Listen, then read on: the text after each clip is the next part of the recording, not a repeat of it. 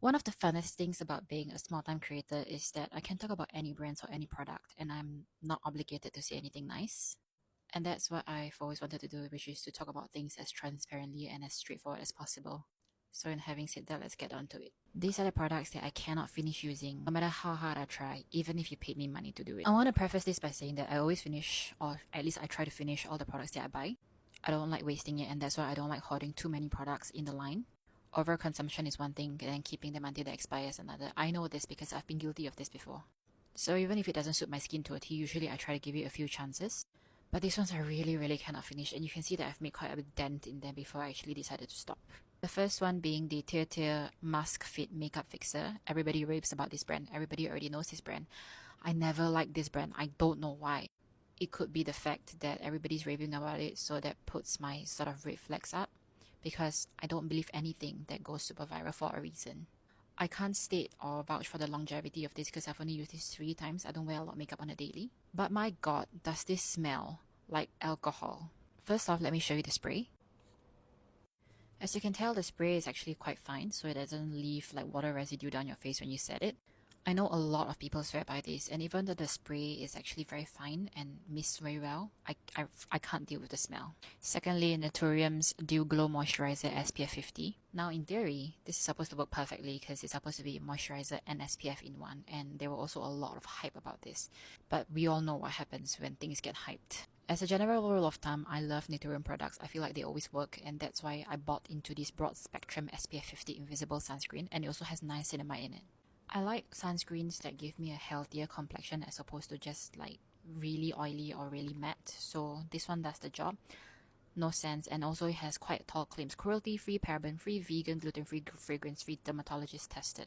Just heads up, by the way, dermatologist tested doesn't mean jack shit, it's just a marketing gimmick. I also really like that it's an airless pump and it comes in a pump tube as opposed to all the other pouring tube formats that people usually go for.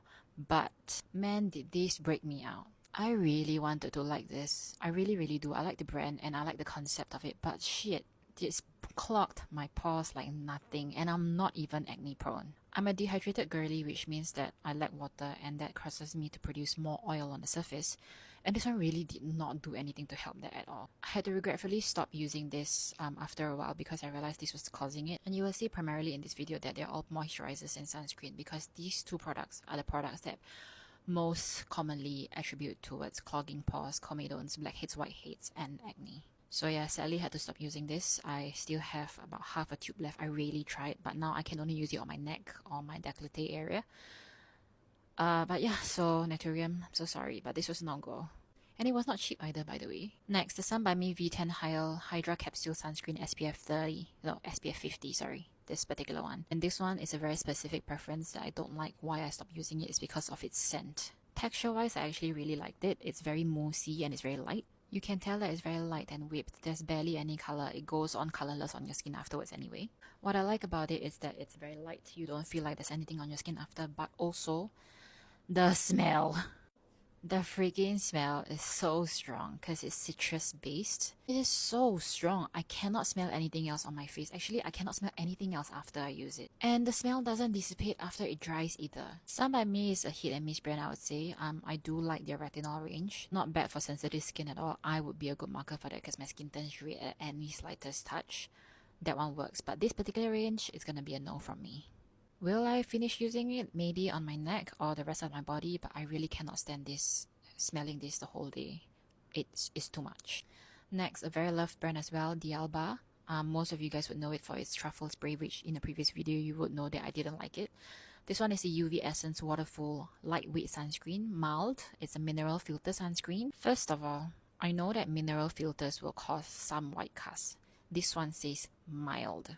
It's not mild. Nobody come at me and tell me that I'm using too much, because this shit does not blend out, okay? I can stand mild. If it's like a tone-up cream, mild, that's fine. Now, you tell me, in what planet is this considered mild? Can you imagine this on my face? I look like Casper. In fact, I have tried it. I did look like Casper, the friendly ghost. And the white cast is not even the worst part. It's oily and makes your face oily the whole day. I literally could only use this at home because it made my face so oily. I could not go out without looking like I just ran a 21K marathon and didn't win.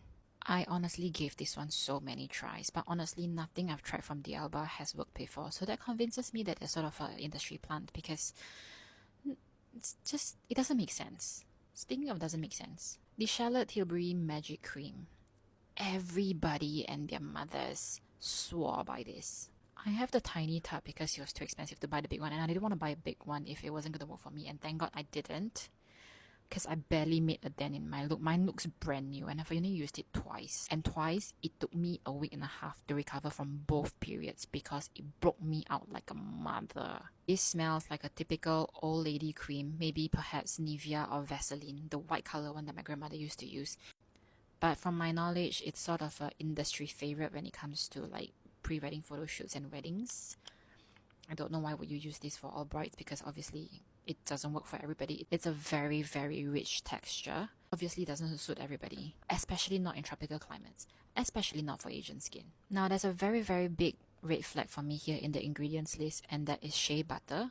Most people would use shea butter on their body, but I definitely don't recommend using it for skin simply because it's a very huge pore clogger and it does cause higher sebum production. There's also a lot of fragrance in this list, like for example linalool, citronellol. These are all fragrances that also will be allergens to a lot of people. From where I stand, there's no point in doing that to your skin. If you can find other better moisturizers, prep your skin well before makeup and you won't have to resort to this. This is a no for me. I will, however, continue using it as a body moisturizer because it's a waste to not use it. It's too expensive. So next is the Ishizawa Lab non-chemical UV cream, UVA UV SPF 50. Now I picked this up because I have sensitive skin and I was trying to opt for more mineral filters as opposed to chemical filters. I find that my skin reacts better when it comes to things that are not so burdensome on the skin.